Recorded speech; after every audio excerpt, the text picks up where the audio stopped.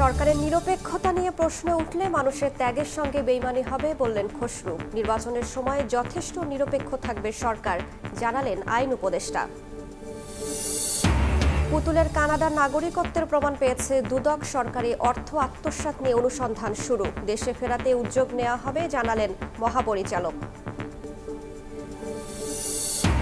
বাংলাদেশিদের চিকিৎসায় ভারতের বিকল্প হিসেবে চীনকে ভাবছে ভারত, জানালেন পররাষ্ট্র উপদেষ্টা।